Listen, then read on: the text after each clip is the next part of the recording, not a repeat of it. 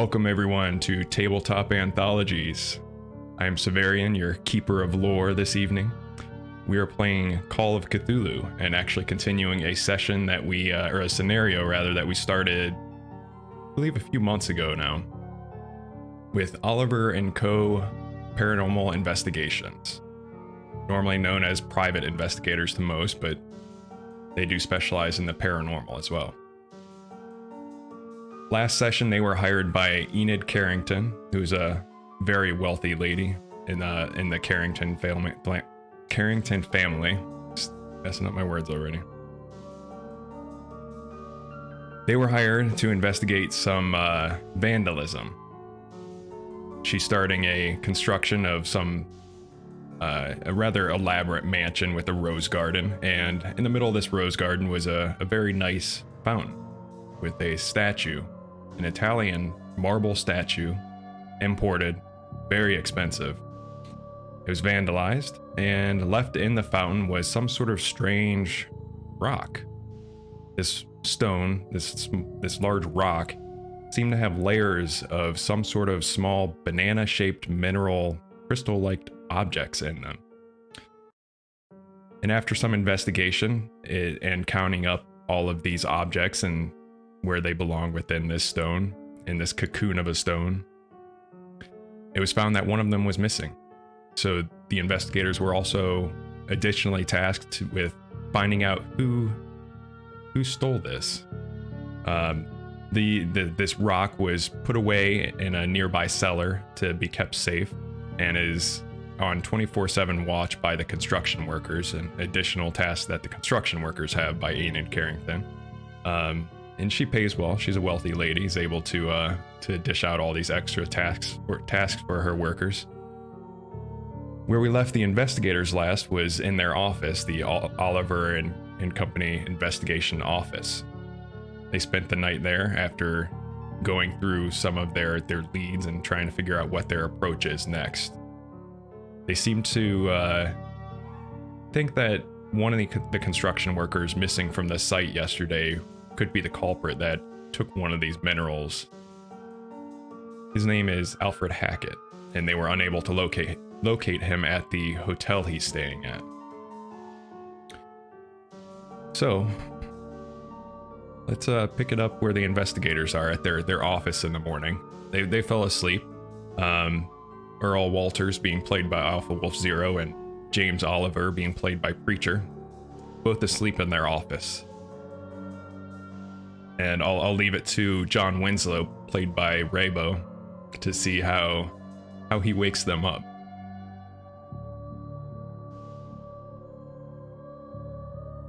All right. So, let's say a little bit about John. He's going to... I'm just going to open up the door here and have John go up to them and sit on one of their beds. Which one would have space, would you think? I don't know. They probably have small cots there in the office that they're sleeping on, or that maybe they passed out in their office chairs, one or the other. I'm gonna have John here. He's gonna sit on the cot of Mr. Oliver and light up a smoke and start nudging him on the side. So Oliver kind of rustles a little bit, and he doesn't quite stir yet. He says, but he doesn't quite wake yet. Come on. Start blowing smoke into Mr. Oliver's face. Wake up. Come on. Got work to do. So he finally stirs and he wakes up and he says, unless you have coffee or blonde hair, leave me alone. I got a smoke and $2. You can get your own coffee. Good enough. I stir up. What are you up to today, John? Well, I heard you guys were doing a little bit of work. Did you now? Yeah. Oh, Carringtons, wow. huh? Did you hear that at the university? Yeah, word gets around. Earl, this is probably stirring you awake too, if you're not already. Yeah, Earl was definitely asleep in a chair with his feet up on the desk with his hat like that. And he just wakes up and he's like, "What's up, guys?" Sunshine, good morning.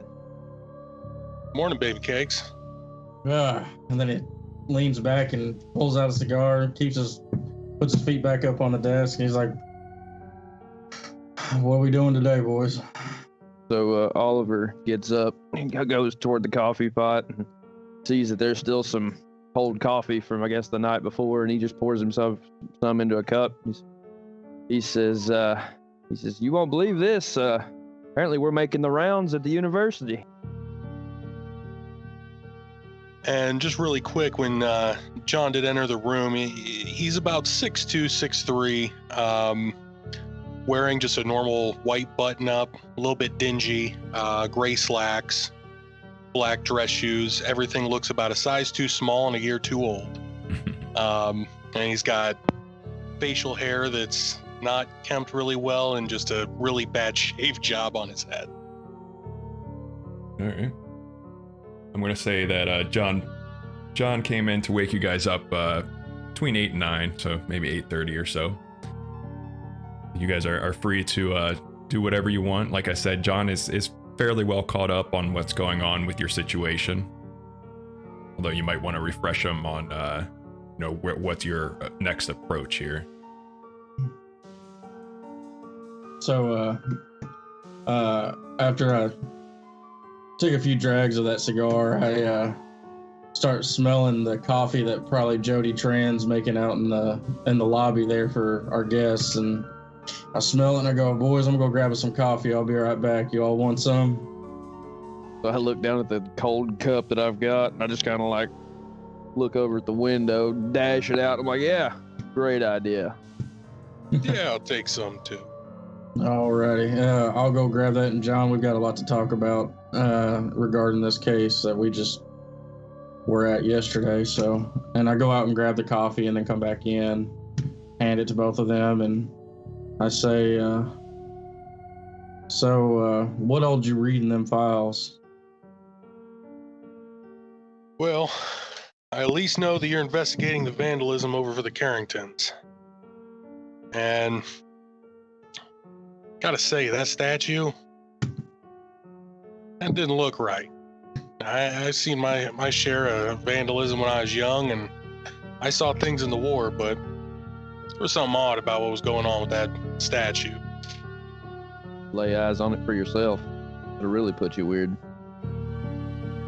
And what's even more curious is these minerals or stones that we found, or I should say the construction workers found, they're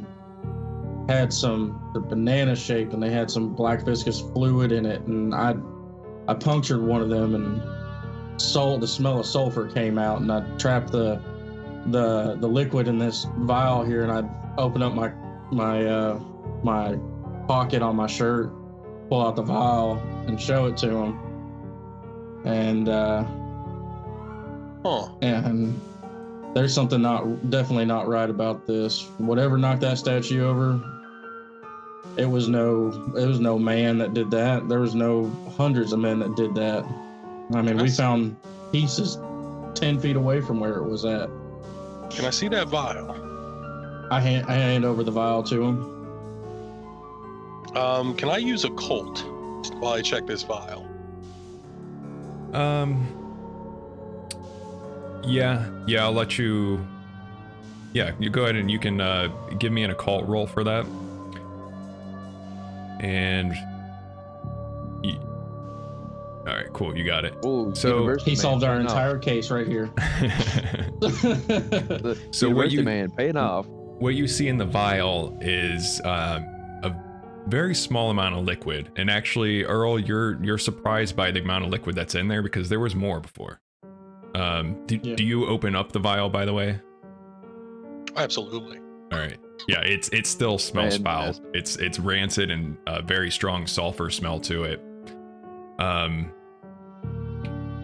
You know about as much when you refer to your occult knowledge. You know about as much as what Earl and James have already found out. Is that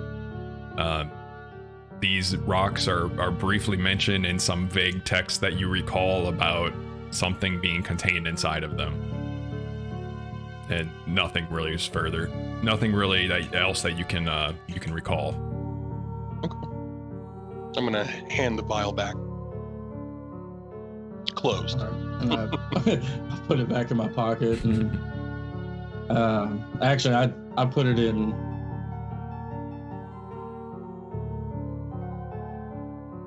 Actually, no, I keep it with me. I'm trying to decide what I wanted to do, but yeah, I put it back in my pocket. All right, sure. Anything? John? Is there anything that you know of, or like? I know you've been around the university. These Carrington kids, they go there. Mary and William, they go there, and we're specifically thinking that this guy that ran off from the job of the construction site, he had the hots for Mary, and it's just odd that one of these pieces went missing at the same day that he didn't show up for work. Have you heard anything about possibly where Mary's staying at, or maybe even William? Maybe William can lead us there. No clue. That's why I pretty much wanted to hunt you guys down. I mean, the Carringtons, they're a name. And yeah, so John, that's for sure that the Carrington name is well known. You wouldn't really know exactly where to find them, but you definitely have seen at least William around campus because he seems to hang around the same parts of the library that you do. Okay, and have I seen him since the knowledge of the statue and all those instances have happened?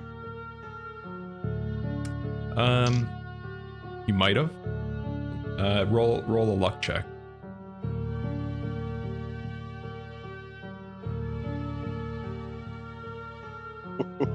You have not. In fact, you haven't seen him for a week. But you're not. Right. You don't really necessarily think that's related, though. You just happen to see him every once in a while at the university. Gotcha. Yeah, I mean, it's a well-known name, right? And I hate to be this guy, but know you guys, you do a good work, and kind of want to ride the coattails. Maybe I can make a couple bucks here. And I will remind you that you guys have the number for Enid Carrington if you needed to call her for anything. Okay, perfect. But that actually might be a start. We could go and ask some questions around the university, see who's seen them last. Yeah, it might be a good idea to call Enid to see if she knows what dorms they're staying in. Might be able to ask around there too. And who knows, William might be tangled up in all this. So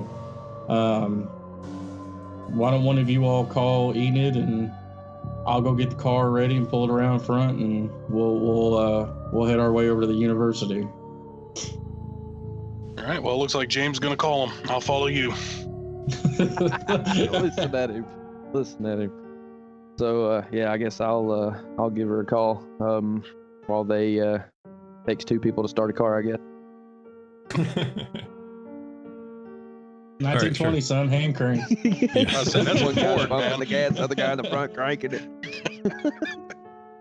All right, so you're giving Enid a call then, James?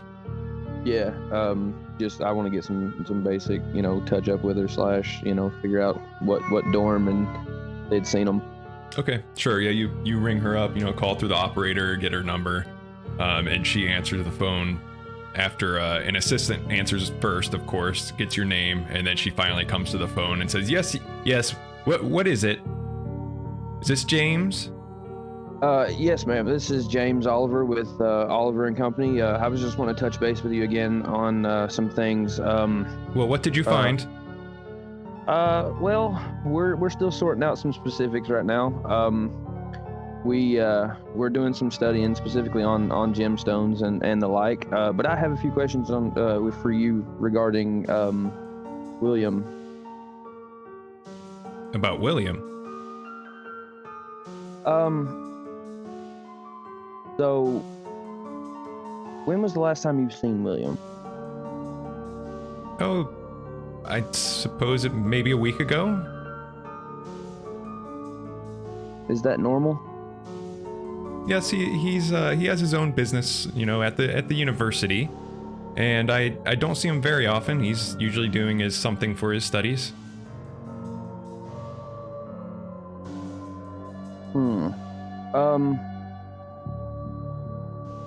So at this point, he's like, I'm trying to make it seem like I'm not pressuring her for like a bunch of information. I'm trying to make it seem like I'm not trying to get straight to the point. Mm-hmm.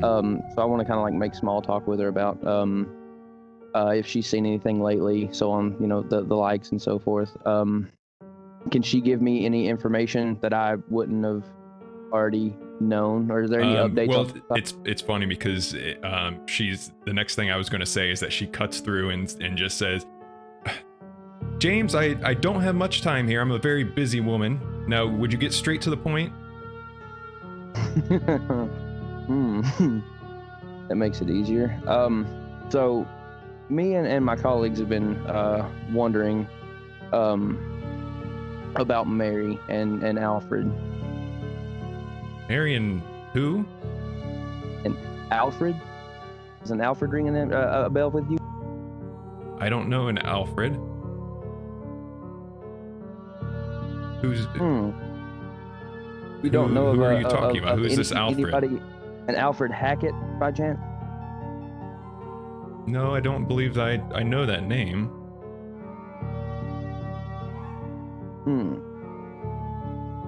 That has ruined any questions that I was going to ask right after that.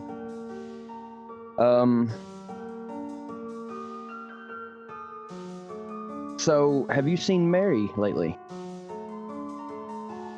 Yes, I just saw her the other day. She came by and visited me. What was her demeanor like? She was her normal self. Is Happy she as still at the usual. university? Yes. Where is she staying in the university at this time? Well, I don't see how this helps you, but Mary's staying at the at Dorothy Upman Hall. It's some dorms at the Miskatonic University. Dorothy Utman Hall, you say? Yes. Okay. I don't wanna hold you any further. I'll phone you as soon as we get any more updates regarding the investigation. And as always, if you catch anything else, please don't hesitate to phone. Our secretary will be here most business hours to answer any questions or to give us any information you might have. Okay. Yes, of course. I'll let you know if I hear anything else, but I expect you to get on the case and have some results soon. Oh yes, ma'am. As always, we're right on top of it. And then the line clicks dead. She's already hung up. Yeah. Kind of want these creatures just to get her. Whatever's here. Like, I was trying to do like this weird like circle around thing to try to see if she could give me any information. She was just like, no. Yeah. What are you even talking about? What are you even talking? Like, I don't even know you. I love her character though. Anyway. Yeah.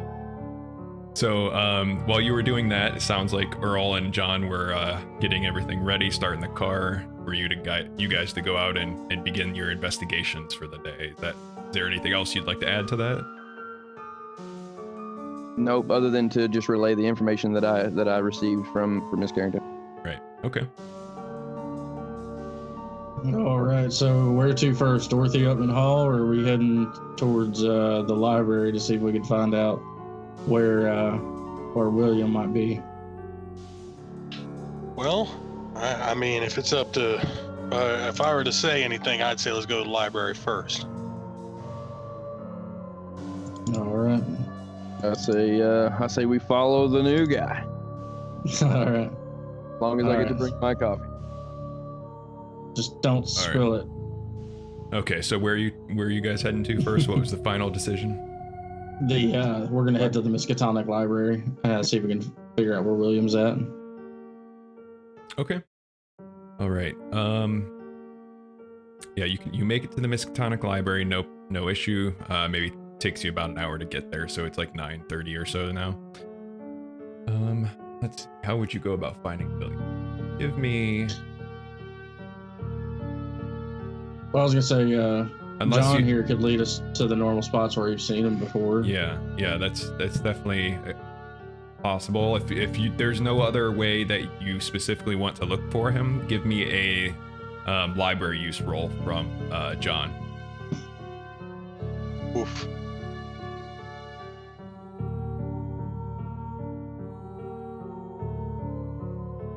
No luck. Yeah. You're unable to find him. Checked all the normal spots where you see him. Maybe even ask one of the librarians there, and they haven't seen him today either. Is there like a sign-in sheet? No. There's I'm sure they have records of people checking out books, but there's no like sign-in sheet up front. Well, should we ask around? Enid did say that her son was taking some courses in occult, so maybe we should find those professors and see if they have him as a student. I mean, we could even go as far as finding the more occult parts of the library and see if there's anyone in there looking at any books and ask around. Some good old detective work. Yep, we can do that. The man is on a good idea. I think we should leave John here to study his books, and we can go do what we do best. Make people aggravated because we accuse them of the wrong things. Make crazy people even crazier.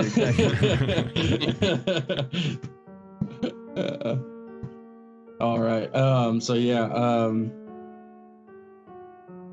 Sure, you guys can spend more time here, looking even further, and just spending more time looking around the library. Or you, as you suggested, if you want to split the party, that's fine too. I'm completely okay with that if that's how you want to approach it. But you guys are free to do whatever you want here. Yeah, I think my character, Earl, would actually feel more comfortable going around asking questions. So he would try and find the occult professors, the professors that teach on the occult and things like that, and trying to figure out if they know where he's at. Okay. Yeah, I agree with that statement. All right. John, anything you want to add to that? While he's going and looking for the professors, I would try and have John use his knowledge of any occult lore, any sections he knows that are heavy into the occult in the library, and just see if there's anyone, maybe reading a book that might be related to that subject. Okay. Yeah, you're gonna have to give me another library use roll for that, and it'll take a little bit more time. And don't forget, you can push rolls in this with justification. So you could give me that check, and then we'll go over to. Sounds like Earl and James are gonna work together to find one of the professors that teach occult topics and such. Is that correct? Yeah. Yep. Okay. All right. So it takes a little bit of time, but through some contacts, you probably have a list of faculty members for Miskatonic or something of that sort that you're able to get. But after some time, Earl and James, you are able to locate a professor of occult and occult history. His name is Professor Martin Baker. Daggone. I knew that was coming. Yep. So let's check Ray's roll here real quick. Did you give me that library use roll? Let me do that here. Let's see how that turns out. Oof. All right, so I'm going to say you spend a little bit of time. Nothing really turns up, but you can push that roll if you like. It'll just take you more time, and you may or may not pass it. I'll push it. I'm Okay. already there. Let's see.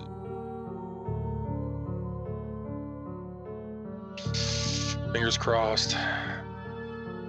No luck. All right. So while you're spending time in the books and maybe talking to other people that you see reading occult books, we'll go over to Earl and James. You catch Professor Martin Baker between classes. He's probably walking to or from his office. Seems like he's got his head down, his eyes, he's focused completely on something else. But you catch him walking, you know for sure that's Martin Baker. So how do you guys want to approach this?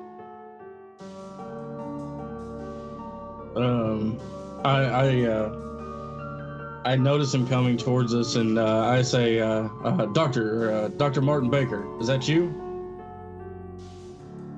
Yes, that's me. And you are? Yes, I'm Earl Walters. I'm a private investigator with Oliver and Company, private investigation here in Arkham. He reaches out a hand, puts his book away, and says, well, nice to meet you. Nice to meet you, too. And you are? And he looks over to James and stretches out his hand. Oh, sir, I'm James Towns Oliver. I also work with Mr. Walters. Nice to meet you both. Walk with me. All right, and then I walk kind of close to him. Not that close, but, give him some shoulder room. So what can I do for you two gentlemen? Well, sir, I had a quick question. We are currently working for the Carringtons, and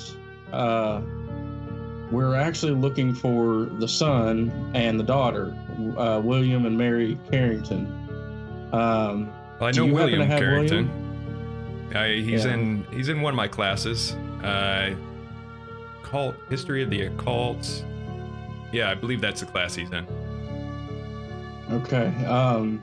Do you know if he has class today with you, or where he might be at today during this time? We do have that class tomorrow at 10 a.m.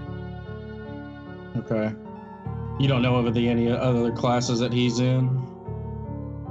No, I can't say that I do. Okay. Do you happen to know where he might live or hang around here? Can I see a little bit of identification before I give out any more answers here? This is seems a little strange. I pull out my our business card, Oliver and Company, private investigation. All right, he takes it out of your hand and gives it a once over, flipping it back and forth. Kind of eyes you up and down. Okay.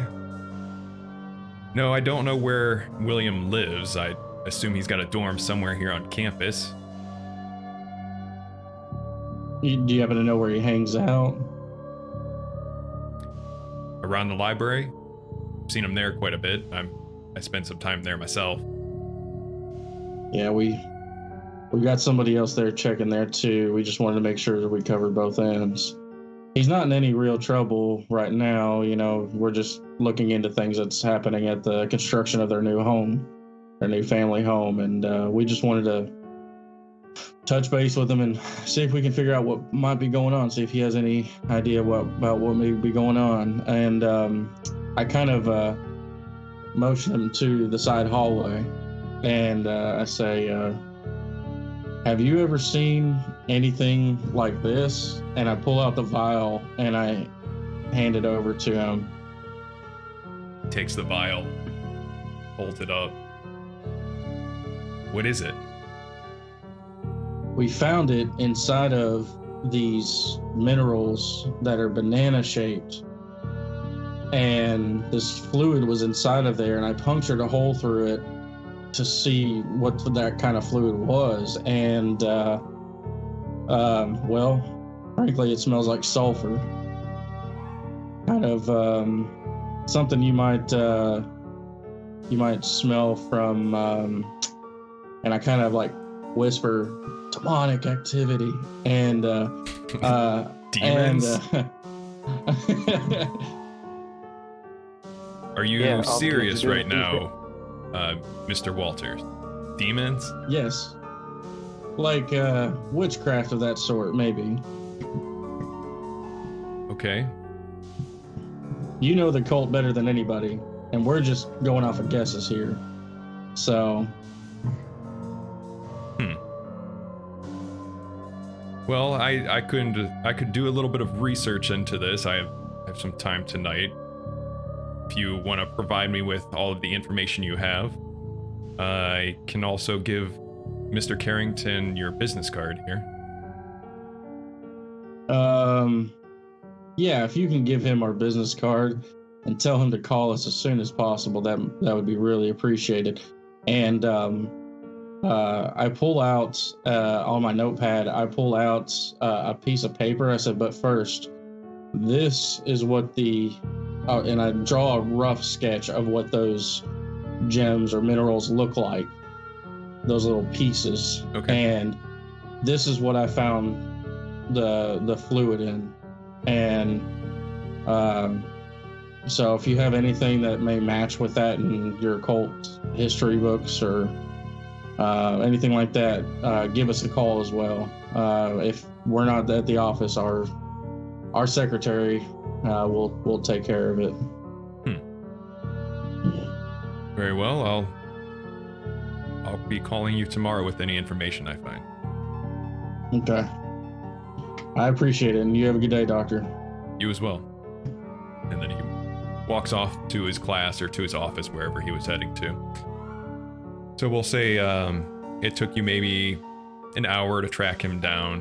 Then you talk to him for a little bit. It's been about 2 hours by the time you get back to the library and meet up with John again, who has come up with nothing, unfortunately. Hey man, it's tough going. Yeah. What do we pay you for? I'm an old man at a school, you know. We just now got the printing press when I was young. So you don't happen to have a mustache, do you? No, like full beard. It is like a full beard. It's like a full beard. All right. Well, we kind of came up empty, but his professor said that he'll give him our business card, and he's also going to look into that black fluid for us. Did you give it to him? I did. There wasn't much left, and if I need more, I know where I can get it.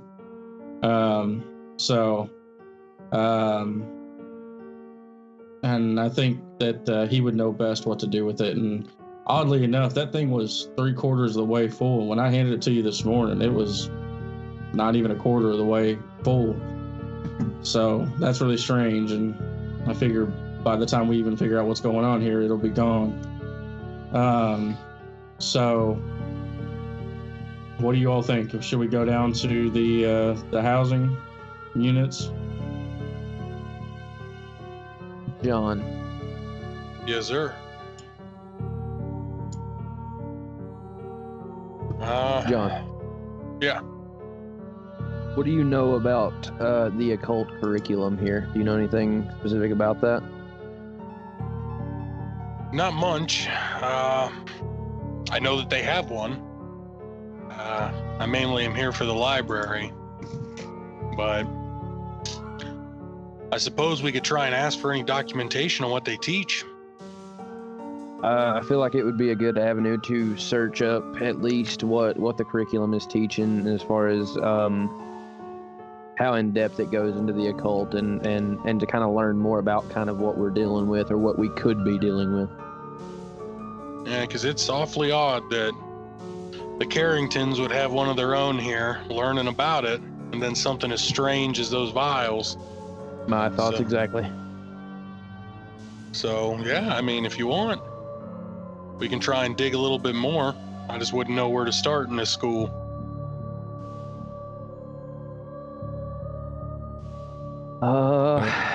Earl, you got any ideas?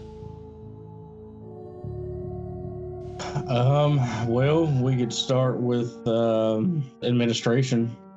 The administration office would have information on who's enrolled and what courses they take to get into the occult classes and things like that.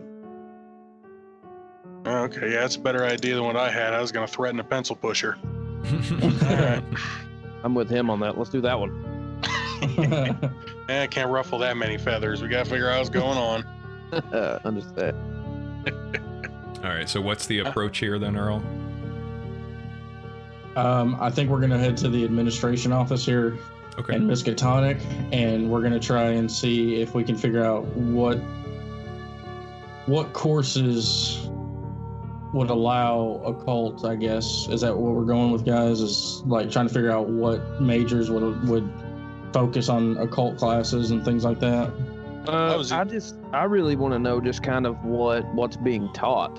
I kind of want to know what the students are actually learning about. If it's just history of a cult, or if it's cult practices. Like, I want to know if they approach it as more of a history class or a world religion class. Okay.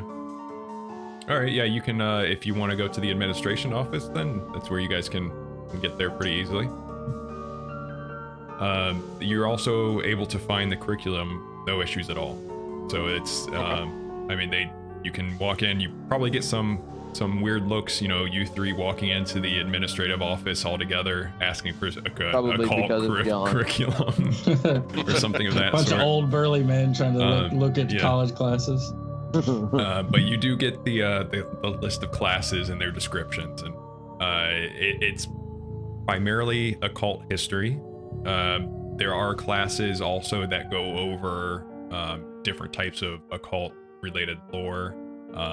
Some of it local to Arkham, some of it might be world occult, or also maybe others are religious studies about smaller cults and tribal ceremonies, those sort of things. But it's all mostly just an anthropological look at it, if that's a word, and I believe it is. I mean, it is now. With it. Keeper of lore. So, you don't see anything that stands out as like, casting spells 101 or something like that, if that's what you're looking for. Okay. My main goal was to try to figure out if it would cause somebody to want to turn a path or look into deeper for their own personal use, perhaps. Okay. I turned and I looked to James, and I'm just now thinking of this, and I'm like, James, didn't you say that Enid said that William had his own business around here? Yeah, she was saying something about he's always at his business or has a business near the university or in the university, perhaps. I look over to. She meant that just so you guys don't take that as a red herring or something. That was meant as like his business as, his business as a student. His studies. Right. Yeah. Okay. Yeah, I understood it as like not he has his own business like we have a business, but he has I thought a maybe lot of this was dealings like in the university. I thought this was like a Dunmore Black scenario where this guy was really the one that was leading all that stuff in there. All right. Cool. So, Dorothy Upman, guys. and Good with it. I'm good with Dorothy Upman. All right. So I guess that's where we're gonna head next. Okay. So by the time you get around to the dorms there, it's early afternoon already. The morning's gone by. You've spent it not finding much, fruitful information there in the library, unfortunately, or the administration office. But you make it to the dorms where Mary's located, and you're able to find the room that she stays in. And is the door locked?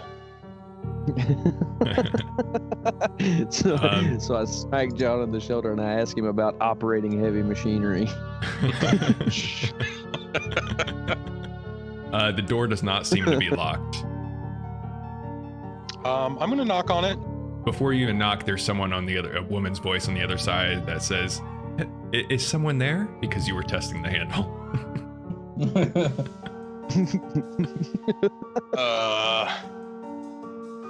Yes. Hi. He says yes. Hi. My name's John. Here's Johnny. Here's Johnny. That's what I was thinking too. The door slowly cracks, and you can see that there's a chain across it on the back, and there's a woman's face there. She says, how can I help you? And she's kind of like eyeing you guys and stuff. Is this Mary? No, I'm Nancy.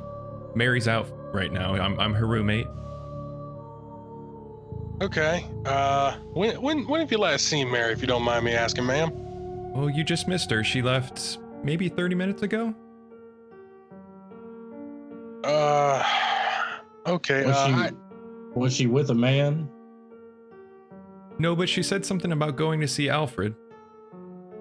Did she happen to say where? I think he's staying at some hotel in Arkham. I don't really know him well. Daggone it, boys, let's load up and go. I'm already turning around and heading back towards the car because I'm like, crap, we missed this guy again. I'm just gonna say thank you, ma'am, and I'm gonna start bolting with him. Before you start to walk away, get my hat. as you start to walk away, she does say, well, he left this strange note here, and I'm kind of worried about her. And so are we, ma'am. Can I see that note? Well, sure. And she walks away for a second, comes back with this note. I'll pop that up in your handout here.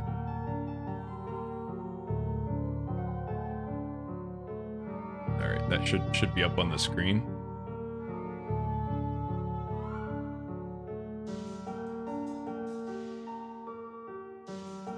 You see that note then? Mm-hmm. All right, great. So for our audience, it says, Mary, I think it's an egg, but I don't know what kind. Come quick. I don't know what to do if it hatches. Alfred. All right, fellas, we gotta get to this hotel and we gotta go pronto. My eyes get really big, and I look at James, and I'm like, "There's about 12 of them back at the construction site. If those things, if that is an egg and it hatches something ungodly, all hell's gonna rain loose there at the construction site. So, do we want to head to the construction site and kind of save face with Enid and be like, look, you got to put these things away, lock them up, something, or destroy them, or one thing, I don't know, or do we just want to go find Alfred real quick? Because it's obvious I think he's talking about those little rock things. Well, sorry, but I'm heading for Mary. Construction All site right. can wait. I'd rather save a life. All right. Well, Yeah. So spare the moment in the swing of things. I say, man, let's see.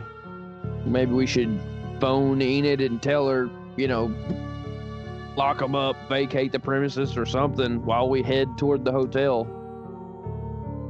all right, we got to find a phone, and we'll call her real quick. And no. We'll just head to the hotel. One of us phone her from the reception desk there at the hotel, and then while the other two of us, we go try and lock down Alfred and That'll work. Mary. Does that sound like a plan? I'm with it. Sounds like a plan. All right, let's head out. Okay, so you load up and you head to the hotel where Alfred is staying. That was the Borden Arms Hotel, north side of Arkham. You make good time getting there. And when you walk in, the landlady that you talked to before,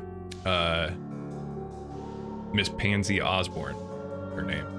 She bolts up from the desk immediately and says, "Oh, inspectors, I left a message at your office. Alfred's in his room right now, and he's got a couple of guests." Yes, thank you, I appreciate it. Can one of my guys here use your phone real quick? Well, yes. Maybe I should just call him. You know what? You two go look in the room, try and trap him down, and I'll go on the outs. Well, there's only one way in. And I'll meet up with you guys here in just a second. I need to use your phone, man, if you don't mind. Yes, of course. She lets you use the phone. No issues. Okay. So and then Yeah, as two, he's, yeah. you other as he's two, are grabbing you? the phone- Go ahead. As he's grabbing the phone, I'm like, I give myself a quick pat down, make sure I still got my 45 on me, and I start walking in, and I say, "Hey, where is his room?" She gives you the same information that you got before, where his room number is and everything. But yeah, John, go ahead. Were you gonna let me know what you have loaded out on you?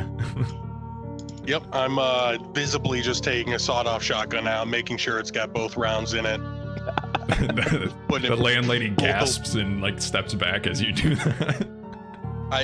Ma'am, it is for everyone's safety. I'm a safe man. I hope I'm so. a safe man, and I'm gonna keep saying that as I back away towards the door. I am a safe man. I promise. I'm a safe man. Oh god, pops up. It's a squirt gun. Anyway, so yeah, we make our way to his room. Okay, so we'll start a little bit with what you two are doing at Alfred's room, and then cut back to Earl after a minute. So how do you approach Alfred's door? So I guess we're walking with a purpose, but we're not necessarily like a herd of elephant down the hallway. Okay. We're just kind of walking and like, you know, I'm searching each room, like I'm looking at, you know, different, you know, doors, and we finally get to, I guess, the door, and before we get to the door, I turn and look at John, and I'm like, okay, how do you want to approach this? I say we try and listen in first, see how many voices we hear, and then one of us knocks and see if we can get in the door. Okay. Yeah, I wanna get to the door, and I wanna try to listen through the door, or like try to see what I can hear. All right.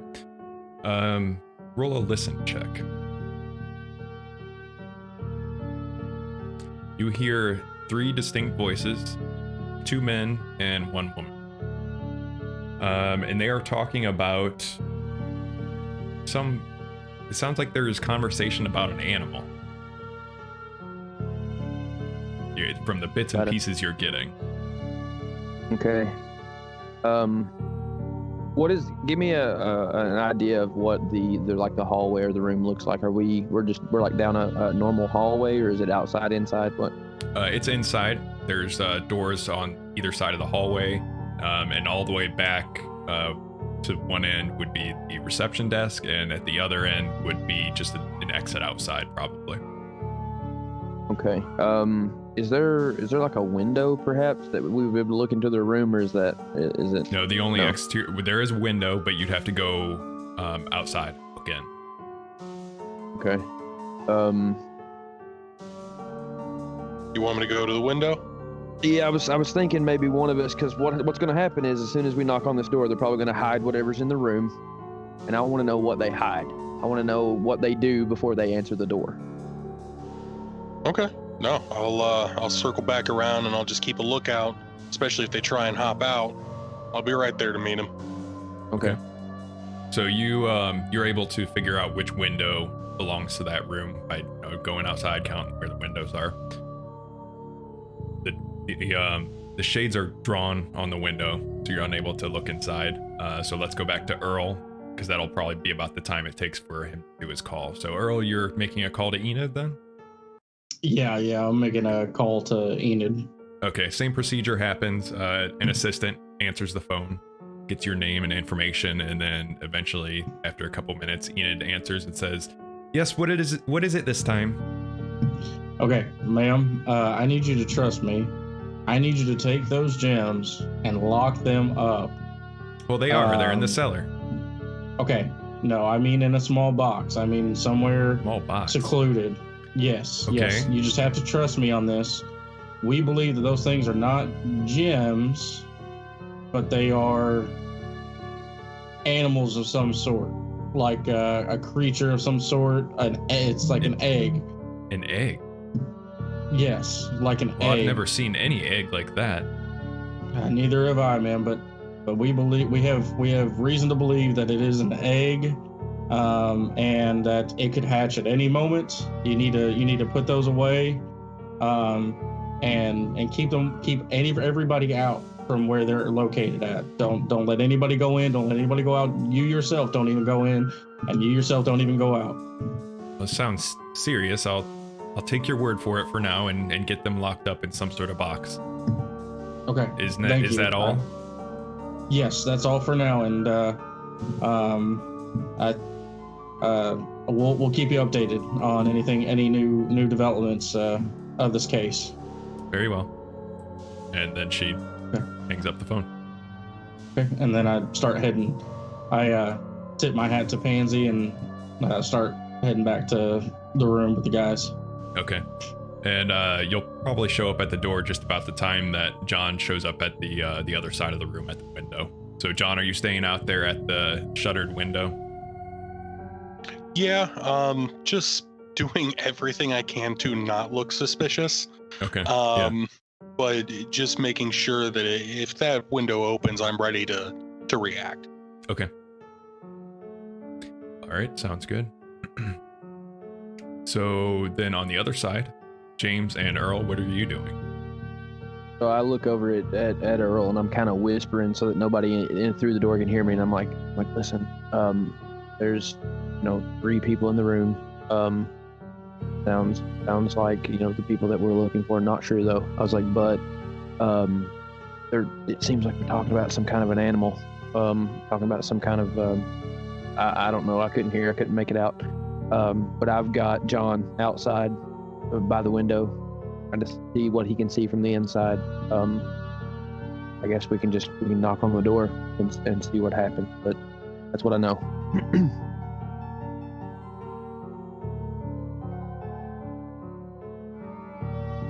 Earl, I think you're muted if you're talking.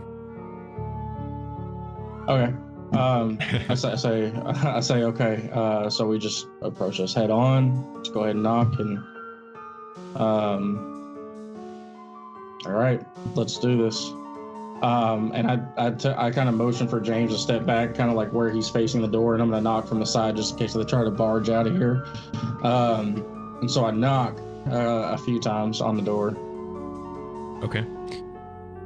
There's not an immediate answer. You wait maybe 10 seconds or so, and then you hear someone on the other side, a man's voice, says, "Yeah, who is it?" Alfred Hackett.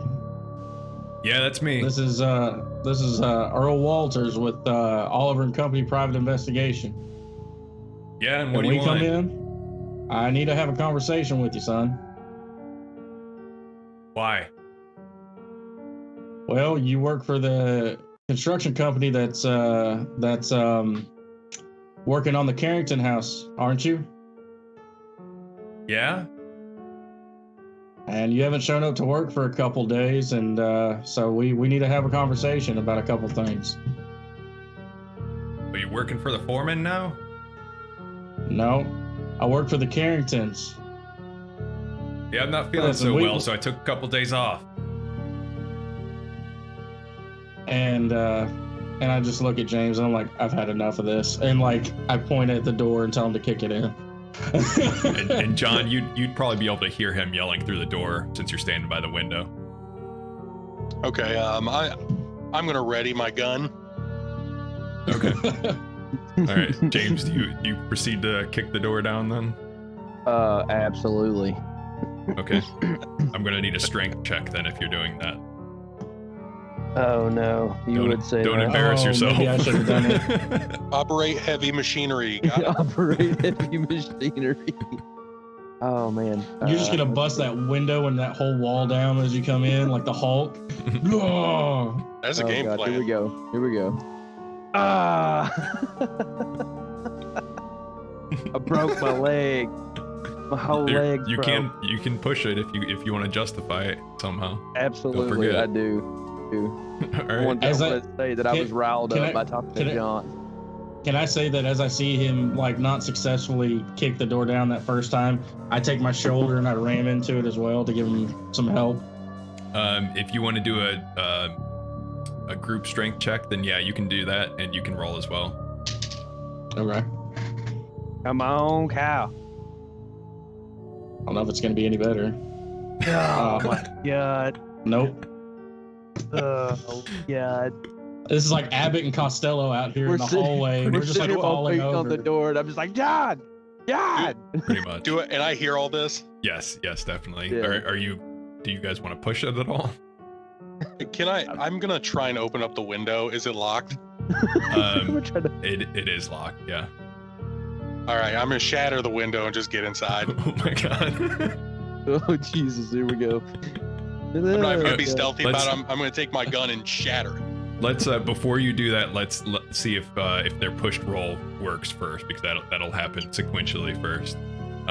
If that, are you gonna push it, guys? Oh, you know what? Can I just use 2 luck on that to pass it? Yes, you can. Okay. Yeah. I don't know why I didn't think about that. Okay, there we go. All right, so you are able to successfully get through the door then. John, do you still smash the window, because you would definitely hear the door slamming open? Damn it. Yeah, it would fit. So yeah, I might as well. You just hears Johnny the window. Okay. So here's what happened. First, there's a small slam against the door from James's foot. Doesn't do much of anything. Earl then hurls himself into the door, and it busts open. There's probably a little bit of splintering off the door frame there, and Alfred, who was standing just on the other side of the door, gets hit with the door, and he stumbles back and like trips over a table or something like that that's nearby, and he's laying on the ground now. Just as that happens, John rams his shotgun through the window and starts going around the perimeter of the lower panel of one of the windows to open it up. And John, you're able to climb in now if you want to. All right, I'm gonna climb in, and the first thing I'm gonna do is light a cigarette. All right. As you're lighting a cigarette, Earl and James, you're standing over Alfred. The bathroom door, which was closed, shoots open now, and another man steps through there. This guy is older, much more well dressed. He's wearing a suit. He's very well groomed compared to Alfred laying on the floor. And he says, "What the hell is going on out here? Could have just Who are opened you the door. people?" Well, we're private investigators working for the Carringtons, trying to figure out who stole some things, and we have reason to believe that it was Alfred here. Alfred's laying on the ground, and he's like, "What the hell? What gives you the right to break in here?" John does. That's John. There you go. You want a cigarette, son? And you he backs up because I imagine you're probably still holding your shotgun, or at least it's visible. So he's I'm not only holding my shotgun, the cigarette I just lit, I'm literally trying to hand it to him. Okay. So Alfred slowly takes that cigarette from you, and it looks like he's behaving and kind of eyeballing the guns that he can see. The same with the other guy. He's just kind of standing there looking around at you, waiting to see what's about to happen. And you also hear some crying in the bathroom from a woman, it sounds like. Oh, well, crap. We just done scared Mary Carrington. Mary Carrington, is that you? Yo, come on out of here. She steps out of the bathroom, and she's still kind of sobbing. She's like, "Cause I'm Mary. Who are you three?" Ma'am, I apologize for the intrusion, but we're here to talk about some things, and your boyfriend here declined to let us in, so we had to force our way in. And that's when you hear a noise from a box on a dresser nearby in this hotel room. There's a box there covered by a sheet. You hear scratching, clawing noises from it. Okay, immediately from hearing that, I'm having flashbacks of the Corbett house, so I draw my gun. I'm like, what in the world is that? The older guy speaks up and he says, No, please don't. Put your weapons away. Just, I'll show you. Close the door, please. So then I kind of jump in front of everybody. I'm like, all right, calm down. First off, put your gun away. Who are you, and what is that? I'm Dr. Carl Bryden, professor of biology at Miskatonic University. Now, Mary brought me here because I believe we have a very, very important discovery here. And he slowly approaches this box that's covered, and he lifts the sheet, and it's a small cage, and inside of it is a creature unlike anything you've seen before. It's about the size of a kitten, actually. Looks like it's got a bone structure kind of similar to a kitten, also kind of feline. But you see it a couple times stand up on its hind legs, and it's that allows its forelegs or kind of elongated arms to dangle forward. You can see that there are claws on all 4 feet that appear to be a cross between non-retracting cat claws and human hands. And growing from its complex-looking bone structure and musculature on its back are bat-like wings. Its head is also vaguely reminiscent of a horse, but with vicious fangs and barbed horns behind its eyes. And its skin looks very rough and almost reptilian. They messed around and summoned Lord Beerus. Understand? Let me show you a little sketch of the thing here. I'm almost afraid to see this. Oh dear God! This is actually a sketch that's laying on a notepad next to the cage. Looks exactly like this. And as I said, it's about the size of a kid. So then, immediately on seeing that, like James, like thinks that he would have a much, I guess, scarier reaction, but it's just kind of a thing. Like he's just there. So he's like, okay, did that thing hatch out of something? That's when Alfred speaks up and he says, yeah, it hatched out of, yeah, okay, I had one of those things, turned out to be an egg. I was cleaning it off, put it in some hot water to try and get some of the stuff off of it, and I left, came back for a little bit, and it hatched. Alfred, you got it's a car? trying to eat everything. No, I don't. Anyone here have another car? Because we gotta go. We gotta go. Yeah, we need to go. Dr. Bryden speaks up and says, "Well, go where? Where I'm doing some study here. I believe this is a whole new, possibly genus of animal. I've never seen anything like this." So you can study them when we make sure the people are safe. Okay. Well, what do you mean safe? The creature is confined. What the man's trying to say is that he stole what we thought were geodes or gemstones, but it turned out to be eggs. Now he stole one, and I know for a fact that there are at least 12 back at the Carrington house. Yes, there are more. It's good to know. More species, more samples to study. Good to know. So right now we need to go and make sure that they are not popping like this one. Yes, they'll need to be contained. I will stay here. I'm going to continue to study this. It sounds like you gentlemen have that handled. No, you're coming. You and the species and these 2 yahoos are coming with us to go to explain to Mary's mother why they took this and things like that. That's part of what we got to do. But she needs proof, and this is the proof. That species is the proof that they took that egg. So it's very well. We can deal with Mrs. Carrington later. This creature is not leaving my sight right now. I made this discovery, and I'm doing this research here. Yeah, that's what I'm saying. Take them with you. Put it back in that box, and bring it with you. You and the kids, and we go back to the Carrington house, and we explain all this to Mary Carrington, and we get the other ones under quarantine. We don't know how volatile this species is. It could kill it, taking it on such a journey. I'm gonna count to 3, son. 1. Well, you go ahead and do your count, sir, and I will continue 2. to pursue the science here. 3. I'm gonna try and punch him. All right, give me a brawl check.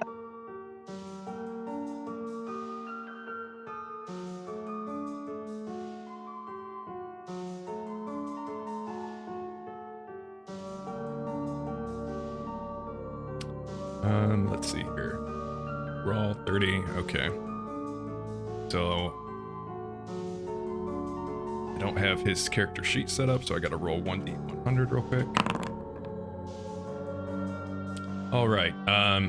So yeah, you go ahead and roll your unarmed attack, which I believe is 1d3 plus your damage bonus, unless you weren't really trying to do actual damage to him there. I'm literally trying to smack some sense into him. Okay. No, that's fine. Then you're able to land it. You know, maybe split his lip or something like that. Nothing real bad, and he just goes like this and, you know, starts trying to kind of fix his hair and gets out a handkerchief and wipes off his lip and says, Are you quite done, sir? I'm staying here with this thing. Okay. I light a cigarette. I hand it to him. I won't be going anywhere. You gonna take my cigarette, son? Eyes the cigarette, takes it eventually. All right. Now you coming with? I'll hit you again. I don't care. Here. You coming with? All right. Well, you can stay without the thing. I'm gonna take the thing. Mary, this is your mother. Say something. And then she's just kind of cowering in the corner, like not really sure what to do here. I'm gonna take the monster thing in the case and just walk out.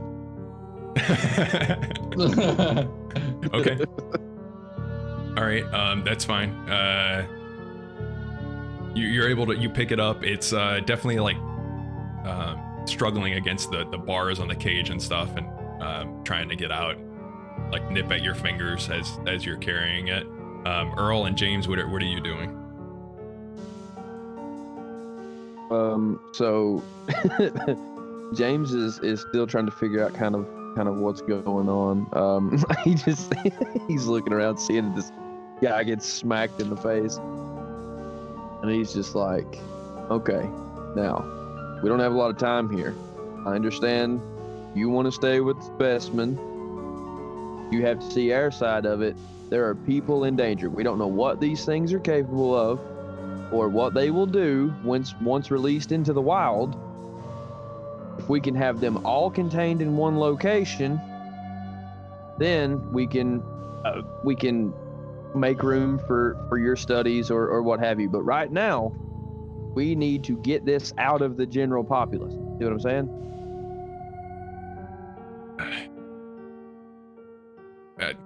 As long as I get to study them once we get to this construction site.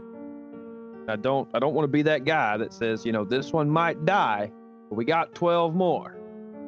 Fine. We don't know that the others will survive. We have this one here now. This is such a monumental discovery. I understand that. I'm trying to make as much room for you as I possibly can, but you have to understand our situation as well. So, are you coming with us or no? Very well. And good idea. They all rather reluctantly follow you. Earl, was there anything you wanted to add? So I'm gonna ask. I'm kind of following behind everybody, and I'm assuming that Alfred's probably like kind of towards the back a little bit because I'm keeping my eye on him because he seems like a runner. And then I look over to him and I'm like, Alf, now why in the Sam Hill did you steal that gem? Or egg, whatever that thing is? Why did you do that? Do you ask him in front of everyone else, or you kind of pulled him off to the side? I'm in the back, with him. Like okay, everybody else is walking up ahead. So he's kind of hanging his head, walking in shame, and side eyes you and says, "Well, I just thought it was something that Mary would like. It's kind of like some jewelry or something. I don't know. Stupid." I'd smack him upside the back of the head. I'm like, yeah, it's stupid. Go to a jewelry store, son, and buy her proper jewelry. Yeah, you're Don't right. steal from her mama. I mean, I'm sure her mama got nice jewelry too, but I don't think that she would have liked you taking her jewelry either. So I didn't think it'd be such a big deal. It's just some random rock that was laying there. Well, now no matter where you're at, whatever property you're on, you don't take nothing that don't belong to you. Nearly lost my finger because of it. The damn thing bit me earlier. And he holds up his hand and it's bandaged on the one finger. It looks like it was bleeding pretty bad at one point. Can I take a closer look at that, son? And I want to kind of take a closer look at the wound and see if there's anything unnatural about it. See if it just looks like a normal bite mark, or see if it looks like anything different. Give me a medicine check. And as he's putting his hand over there so you can look at it, he says, "Well, Dr. Bryden already looked at it. He seemed to know what he was doing." Oh gosh, medicine. Oh crap. Yeah. I am not playing Halstead tonight. That was going to be a fail either way. 1%. Yeah, it looks like it was kind of deep. There is at least one stitch in it, That's about it. Well, at least you got it stitched up and stuff like that. But you're also going to have to explain to your foreman why you missed work the last couple days, and see if he can take you back into his good graces. But first, you're going to have to deal with Enid. So, and then I open up the car door for him if we're back at the car, and kind of coax him into the car. So yeah, Dr. Bryden has his own car. He's gonna follow you guys. Mary and Alfred are riding with him, and the doctor's gonna keep insisting that you put the cage in the car with him, but he will for sure follow you so you can see the other specimen as well. All right.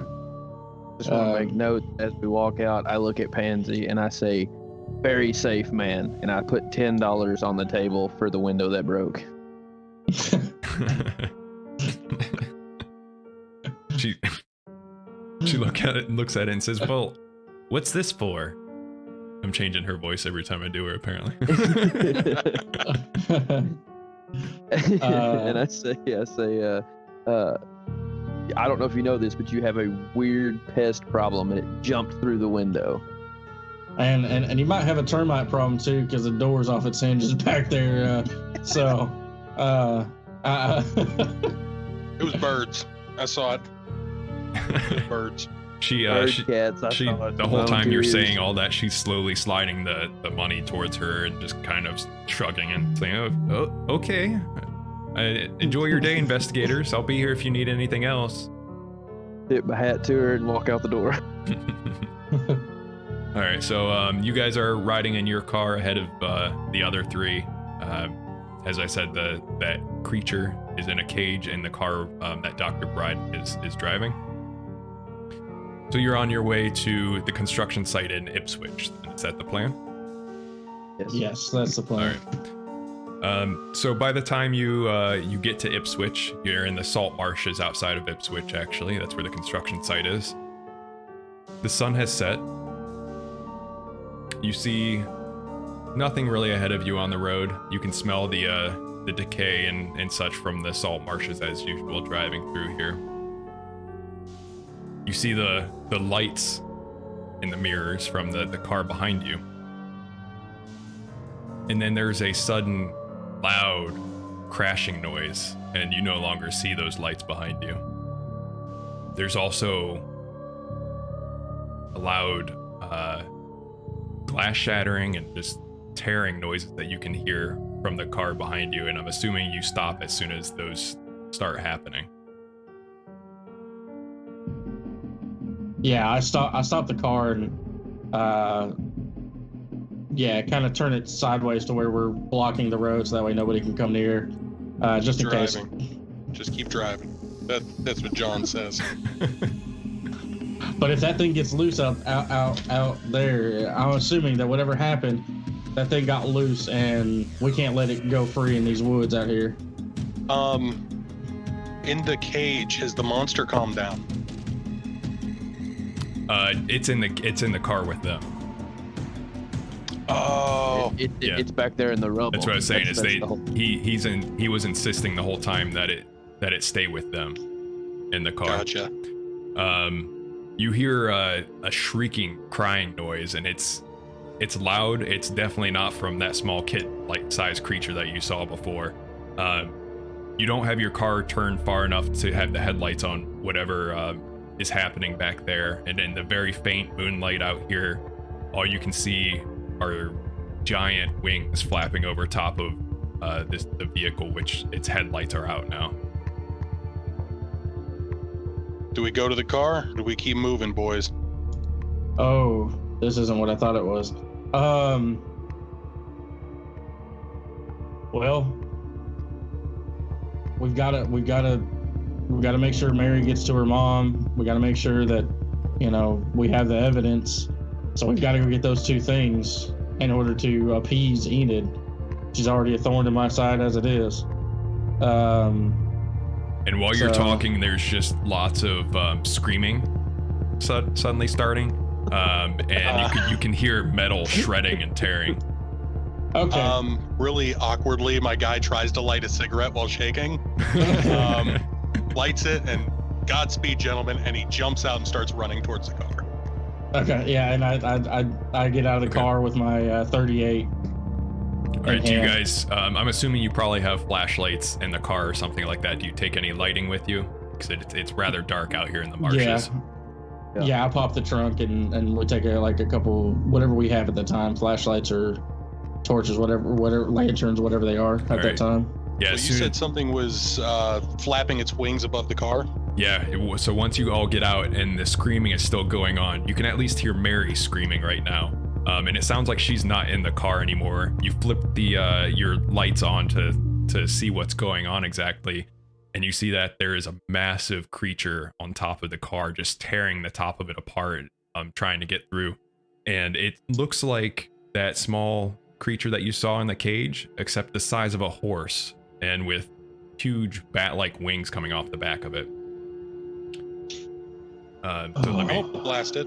Let me give you a little bit of a picture here. So that's what you see tearing apart this car right now. And as you get out there, give me a sanity check, by the way, for seeing all of this. You also see that one of the men, it looks like it was probably Dr. Bryden. You can't tell because his head is missing, but his body is laying there in the middle of the road. The other one seems to be motionless in the car, and this creature is reaching down in, and it's grabbed the smaller creature out of the cage and is pulling it out of the car. Mary is off to the side. It looks like she got out of the vehicle somehow, is just crying on the side of the road. Failed that one. Can you use luck on your sanity? No, sanity checks, you cannot push them, and you can't use any luck on them. So Didn't think so. Anyone who failed that sanity check, give me a 1d6, and that's your sanity loss. Let you roll your own sanity loss here. Oh, crap. Ooh. All right, what about you, John? All right, so John, you lose 4 sanity. You're still keeping it together, though. Earl, you lose 6 sanity. So let's see. Yeah, and it just marked the temporary insanity button for me. Yeah, if you lose 5 or more sanity at a time, then you go temporarily insane. So. Yeah.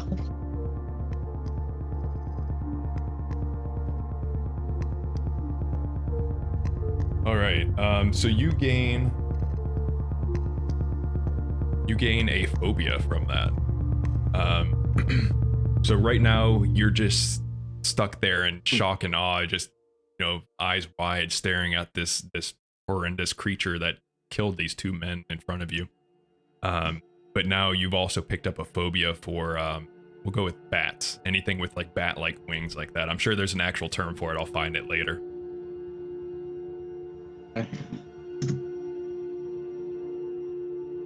So do we see him just visibly like just standing there? Yeah, you would see him. I'll roleplay this out. Why not? So as I'm getting the flashlights out for all of us, and I've got my 38 in one hand and one of the flashlights out in the other, and I probably tossed one to James already, and I was getting ready to get one to John, and I turn with the flashlight in my hand and I see that thing, and my eyes get really big and my body just flushes white, and I just let out a blood-curdling scream. Ah! And I drop everything that I have and I run the other way, and I try to hide behind a tree. Actually, instead of you start to try and run away, but you suddenly start seeing there's just bats all around you, just flapping, beating their wings against you. Just see these leathery wings all over the place, and you're just there like swatting in the middle of the road and just screaming. Even worse. Yeah, so the creature grabs the smaller creature out of there, and at this point, John and James, what are you doing? You've kept it together and you've taken in this whole scene. How do you react? You are still I don't know, say like 50 yards away or so. You're not very close to the vehicle yet. Does it look like it's just trying to get to the creature, or does it look like it's trying to get to Mary? The creature. Yeah, if you stop and actually examine what it's doing, it's definitely just trying to get to the smaller thing in the cage. It's reaching in there right now. It is absolutely not paying any attention to Mary. I'm gonna try and just slowly circle to the car and just see if there's anything else in the, my peripherals or anything else that would be a threat. Okay. Yeah, you circle around the car just fine. While you're doing that, though, James, what are you doing? How far am I from Earl right now? Pretty close to him. Or, well, before he yeah. Not far, yeah.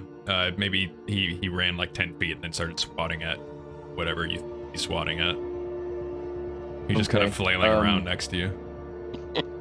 Looking like one of those inflatable tube men. Yeah. Like the dealership guy. But, so I put my flashlight in my pocket and I scoop up the flashlight that he had for John. And I guess like all in one motion, I want to kind of toss it to John while I'm walking up and grabbing Earl and trying to shake him and be like, hey, trying to get his attention, trying to break him out of whatever he's like manic issue he's having. Okay. All right. So then back to John. John, you do a circle around the car, kind of getting an eye on it. The creature doesn't seem to be paying any attention to you at all, but you are some distance away from the car. It's just shredding through the top of this, trying to, with every, reach, getting closer and closer to this creature about to grab it. You can just see in the back seat, the car is so shredded apart and just open, you can see into the back seat. I'm gonna try and get up to the car and try and get Mary out of there. Like, that is John's whole objective right now. All right, yeah, she's off to the side of the road. It looks like she must have gotten out of the car, just ran, some distance and just collapsed crying on the side of the road. It is a little bit closer to the car, but I imagine you're probably cautiously approaching, watching this beast while you're approaching Mary. Yep, shotgun in hand, just aimed at it while slowly walking towards her. Okay. It is not looking at you at all. So you get up to Mary and you're able to get right up next to her without it paying any attention to either of you. John's just gonna look at her and just shh, come on, with me, and just trying to guide her away. She's sobbing and crying and just like screaming Dr. Bryden and just a complete mess from this incident. But she comes with you slowly. Okay, creature, yeah, and I'm just okay. Go ahead. I was just gonna say I am literally at the point I'm trying to put my hand on her mouth and tell her to come here. Okay. Yeah, she does eventually go with you, and James, you're able to snap Earl out of it. It takes a few seconds, but at this point, Earl, you snap out of it with James's help. But you've where is she?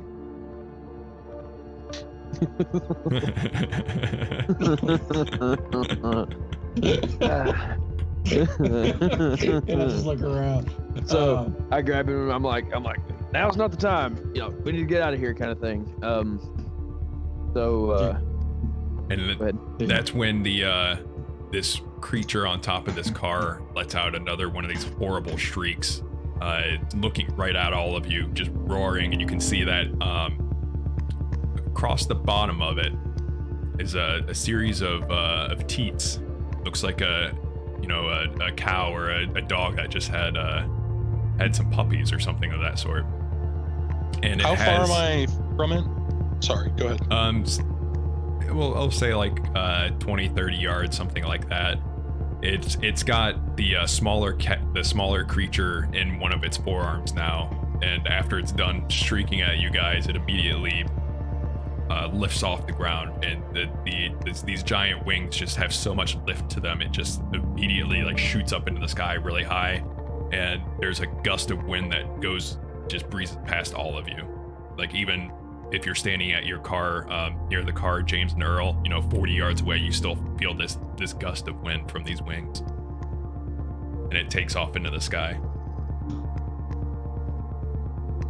And where's the creature and where's Alfred? Can I see that at all? Like the creature, the mini creature, the mini creature.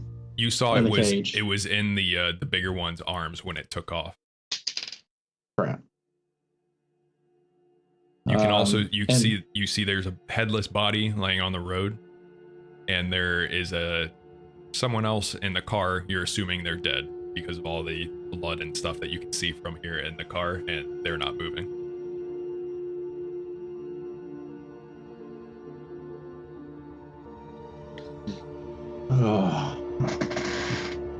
Can we tell based on like the clothing, who's the headless person lying in the road? Yeah. If you get closer, you're able to see that that's Dr. Bryden laying there. Yeah, you're free to move around and everything. You don't see any sign of that creature anymore. It looks like it took off completely. So I point at John and I'm like, John, get her in the car. Like I don't want her to see any of this. Get her in the car. I just nod and go straight there. Did we notice what direction the big creature went off in? It looked like it shot straight up, and then you completely lost sight of it. Dang. All right. I think we need to go straight to the Carrington house. I will say that once it shot up into the air and got up pretty high above the trees, there was a sort of a booming noise. That can't be good. And that's about when you lost sight of it. Okay. So I'm still shaking a little bit, and I hand James the keys, and I'm like, "You drive. I can't drive." And I go back and pick up my 38 and go and sit in the car and just kind of put my hat down and try and relax for a minute, trying to shake off what I just witnessed. As we head back to the Carrington construction site. Okay. All right.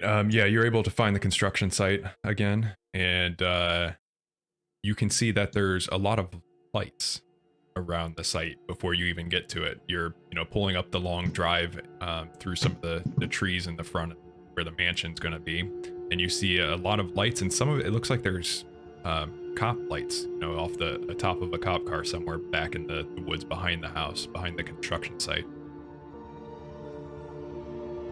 Well, boys, I think it's too late. Yeah, this isn't good at all. I think so too.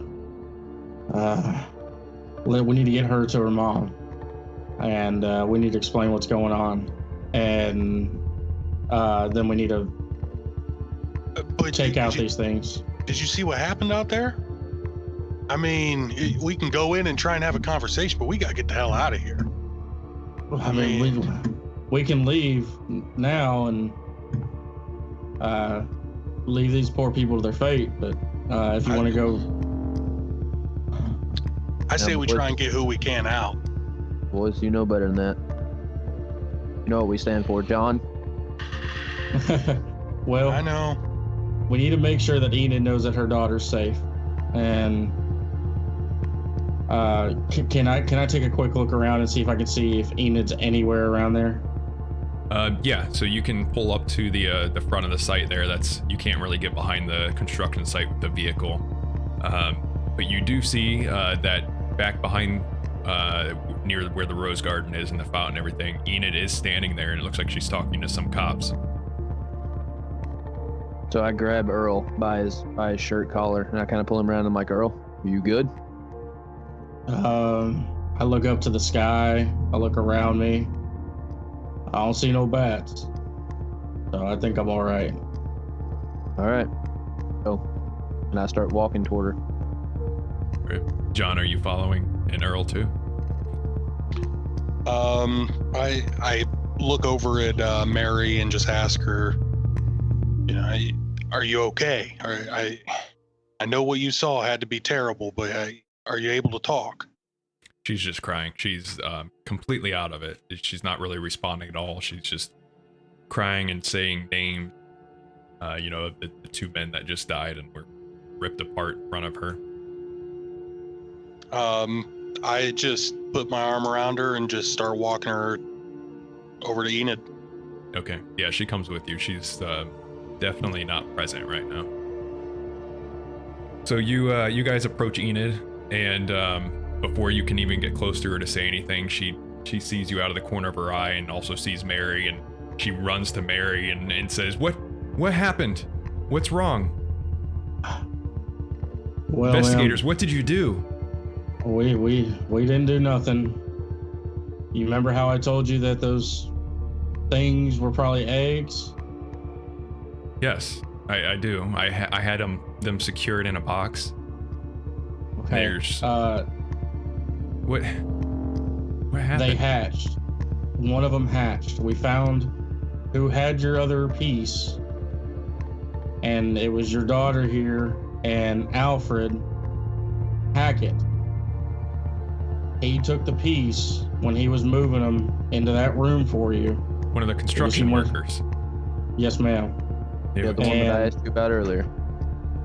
And he took it back to his place. He ran some hot water over it. It hatched. They got a professor from Miskatonic over here and over to his hotel that he was staying at. And we went in there, told them that we had to come directly to you with this evidence, and I was going to have them tell you that. And on our way here, I'm assuming the mother of whatever this was came and ripped open the top can of that car like a can of sardines, and it was just an awful mess. The mother, what kind of animal rips open a car? And I'm still trembling to even speak of that, so I look at James and I'm like, you got to say it, and I turn around and walk away. Ma'am, I know all of this is going to sound absolutely absurd to you, and I don't expect you to believe this, but me and my colleagues saw this firsthand with our own eyes. There was a thing, much like a bird or a bat, that attacked the vehicle that your daughter and Mr. Hackett was in, and it was attacking in search of its youngling. And it's unlike anything that I've ever. It's almost prehistoric. This thing was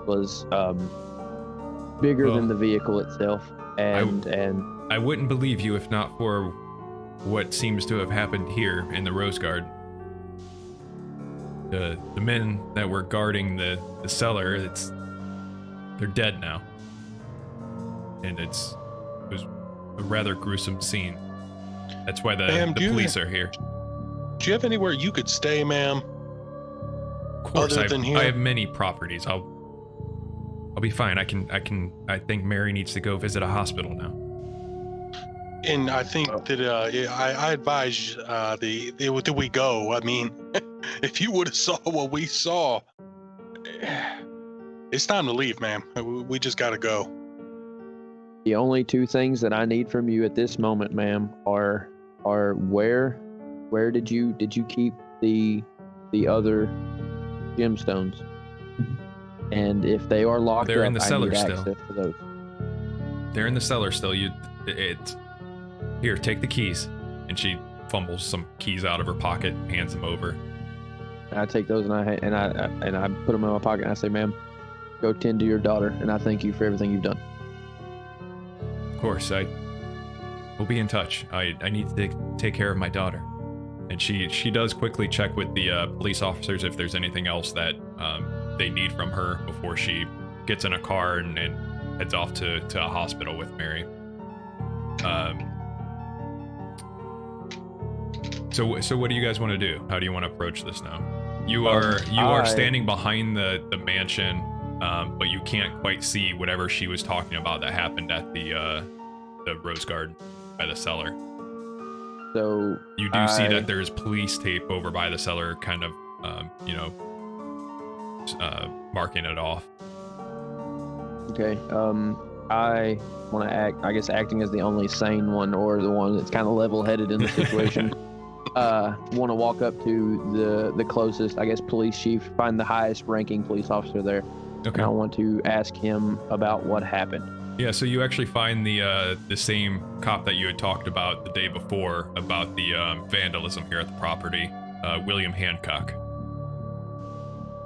So he's So I walk up to standing there him. nearby. Yes, I want to walk up to him. Again, introduce myself again, say, hey, my name is. Hey, Mr. Oliver. That is correct, sir. I'm glad to finally to see you again. Can you tell me what happened here?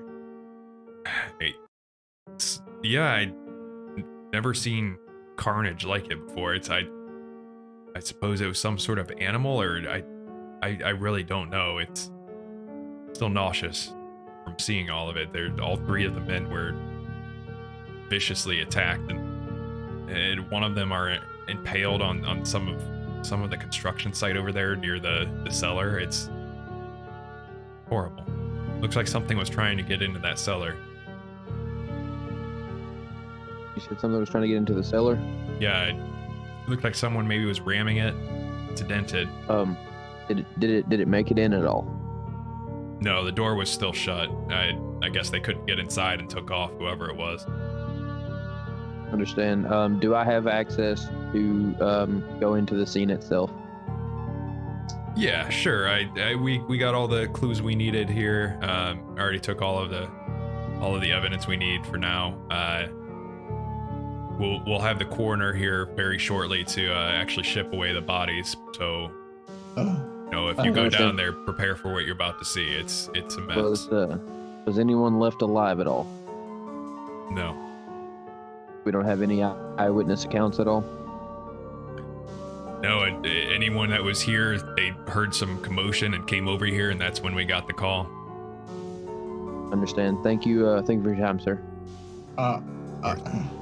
I shakenly go up to the officer and I say, you might want to call your coroner back and tell him to bring 2 more body bags. There's 2 down there on the road. Out On the road? in front of on the way in. Whatever attacked here also attacked us over there, and they ripped up a car right behind us, and had the Carrington's daughter in that car, but John here was able to get her out, and it ripped that car to shreds. Well, I'll make the call, but I'll need you guys to stay here, and after you're done doing your thing, we can sit down and have a conversation about what happened. Understand. We'll be more than happy to answer any questions. So he walks off, calls in what you just told him. So what do you guys do now? You're free to go explore around the cellar area. All right, guys. I'll tell you one thing. Whatever's in this cellar, we got to burn them. Because if that thing's looking for them, we got to kill them so it won't come back. I look at him. I listen to what John says, and I say, that's definitely a viable option. So you guys overheard what the officer said, correct? Or do you need me to? Yeah. Oh, I heard. So obviously, it must have hit here first and was on its way to us. Now, Earl, that based on the evidence we found on the statue, that had to have been what vandalized the statue. I mean, there's no other way. Yeah. Right now, what we need to do is we need to figure out the status of what's in that cellar. Make sure that we only have 1 problem instead of 12, and then we'll go from there. I like that plan. All right, you all lead the way, and I'm still shaking. And All right, so you're trying to get into the cellar then? Sounds like. Yeah, we're gonna do some investigative work based on what's changed Okay. in the construction site. So approaching the cellar, you see next to the door, there's a man laying there dead. He's been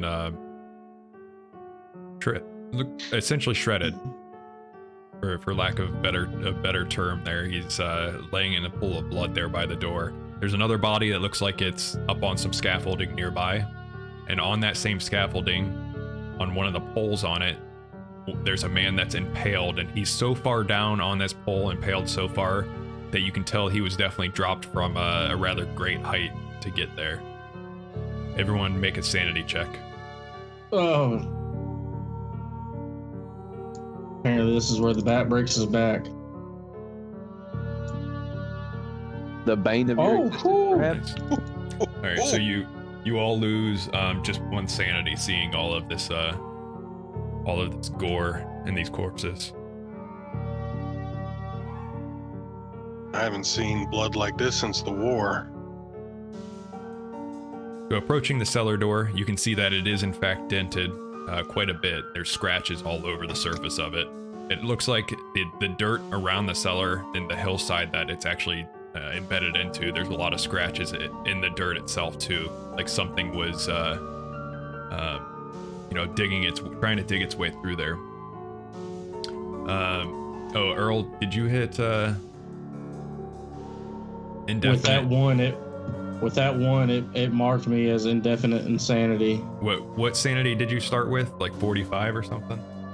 Yeah, 45, and now I'm down to 38 because I've taken 7 points of sanity loss tonight.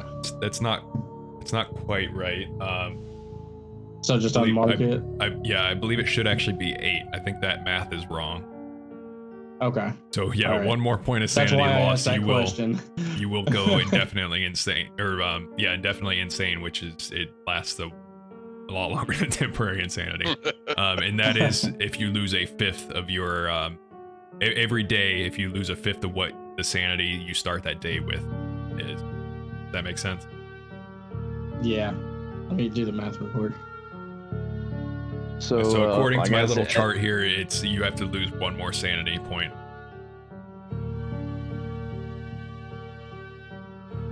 Or I'm sorry, actually 2 more. 9.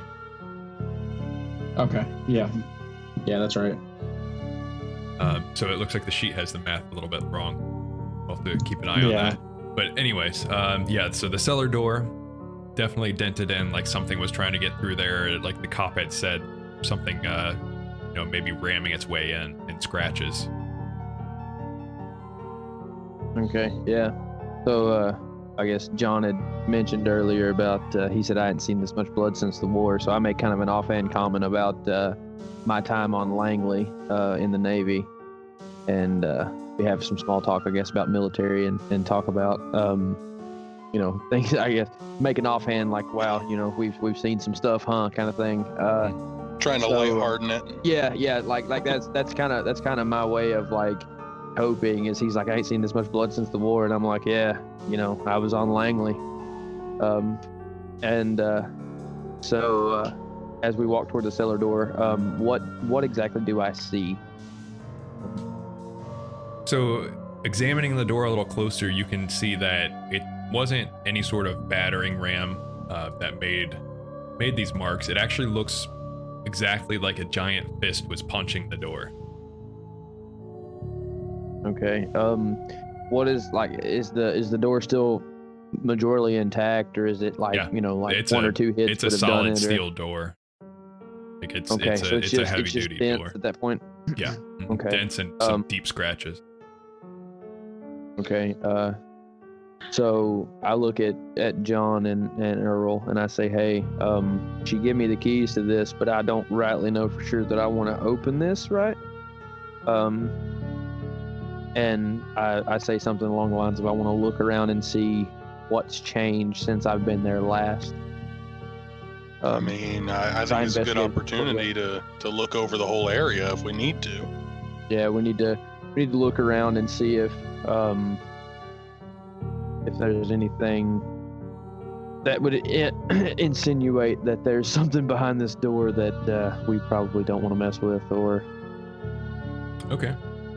Yeah, so looking around the area of this cellar, you don't find anything new. There's just the bodies there. And like I said, there's definite evidence of that thing trying to dig its way into the cellar also, but it was unable to get through. Now, this thing's gonna come back. It ain't just gonna give up its kids so easily. So what do? Do we prepare? Or do we get the hell out of here? Because we gotta make a choice. So we can't just leave these people here. They've trusted us, you know, just as well as I do. It would weigh on our conscience if we left these people. That's true. Selfish here doesn't work, but at the same time, we are severely overwhelmed. I think it's time we start letting some people know.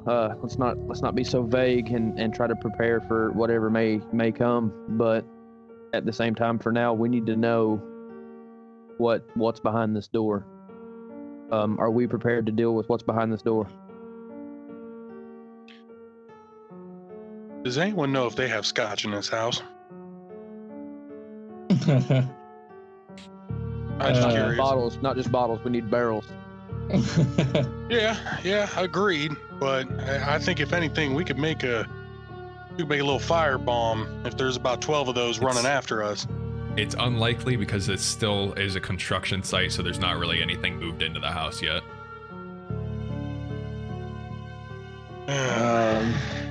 What have they got in the? Would I have brought something in the car in the trunk prepared?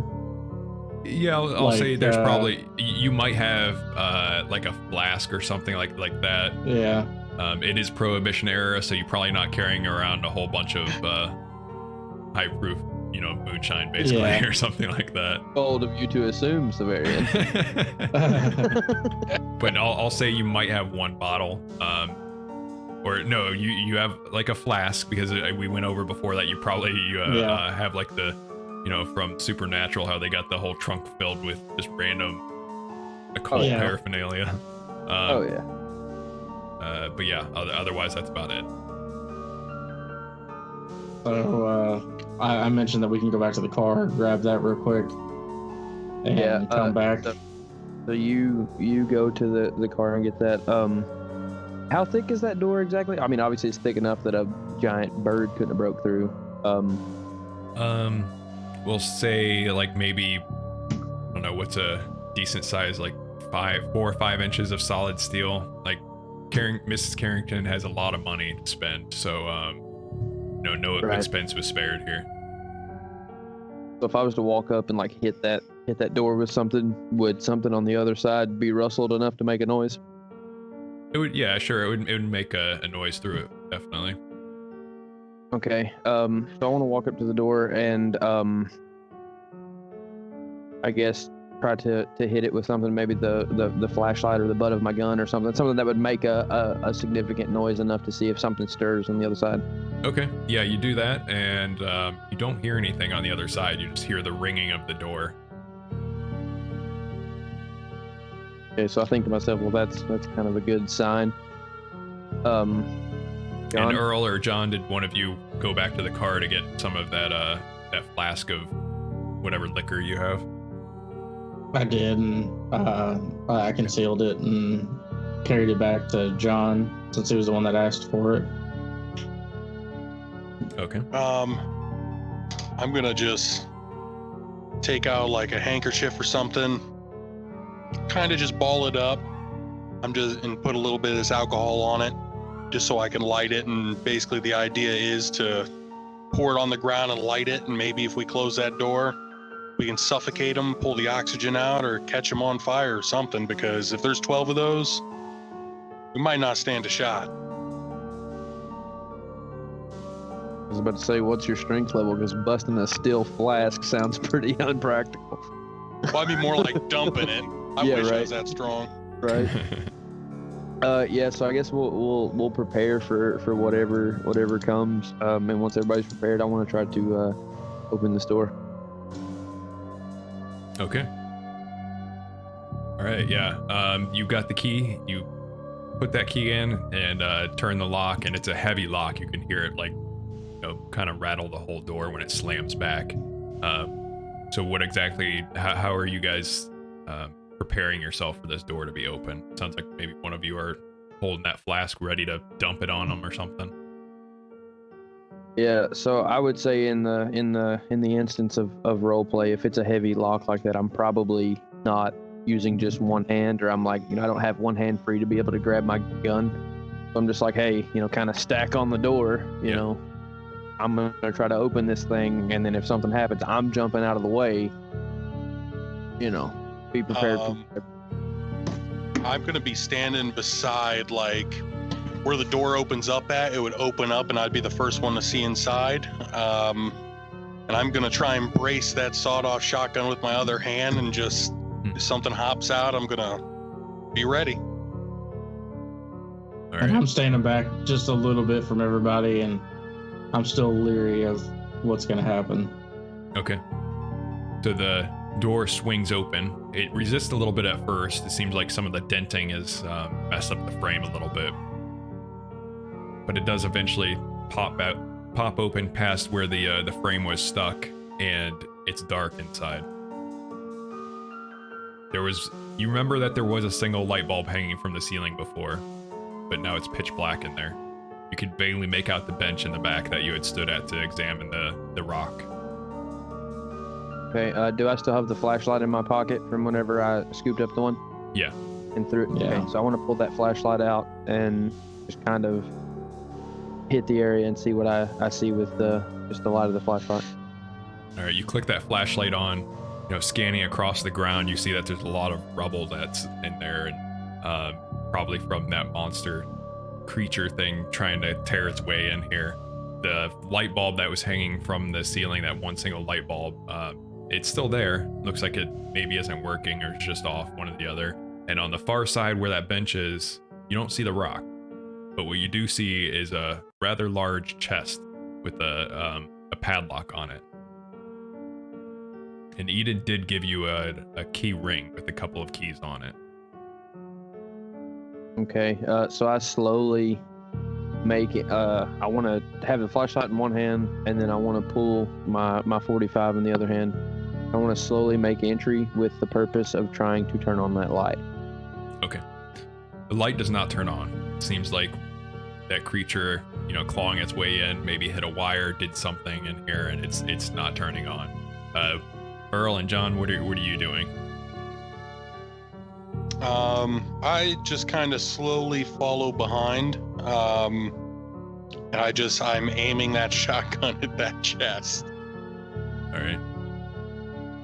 Earl, what about you? I'm walking even slower behind him, and I'm still shaking, and I'm constantly looking up for bats, even though I know that I was here earlier. I'm just afraid of these bats. And I've got my hand on my holster, and just ready for anything. Okay. So it sounds like, James, you want to probably open that chest, or? Yeah, I'm gonna try to make my way up there to open that chest. And before he gets there, John's gonna pretty much put his hand on his James's shoulder. Now, James, are you sure you want to open that? We could just catch that bad daddy on fire. We could be out of here. Yeah, I'm not 100% that I even want to open this thing, but I mean, what do we do? What are we thinking? I say we catch it on fire, shoot a couple times, close that damn door, and let's pray. I don't know if this would be in character or not. But I kind of say, wait, don't make any sudden movements like that. Maybe kick the chest. See if there's any movement on the inside first, because maybe we can use these things as bait. All right, so I look at him and I'm like, man, that's a good point.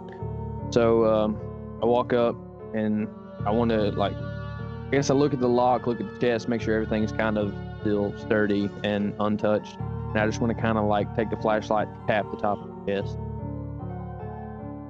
Okay. Nothing happens.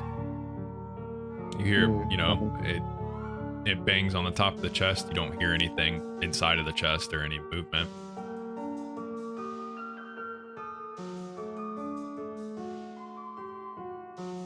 What do you think, boys? We unlock it?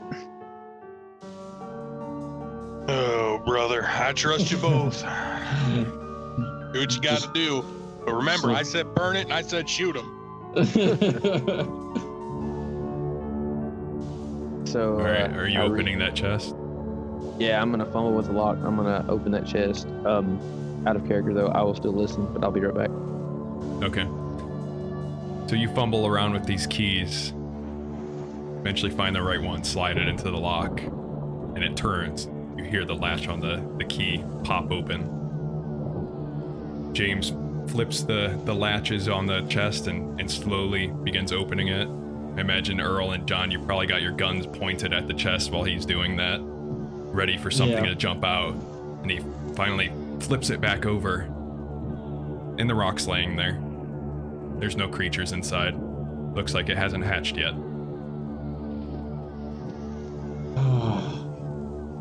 And so we will actually... you, Sev, for playing that creepy music in the background and making me think that they're gonna pop out. It's my favorite. You did that in the last session. Yeah. You did that in the last session with that dude that was sleeping in the car. So that's where we're ending the session. I'd like to keep them around 2 hours there. Again, thank you everyone for watching Tabletop Anthologies. I hope you enjoyed the session and stop by for more. Stick around for the raid. Bye.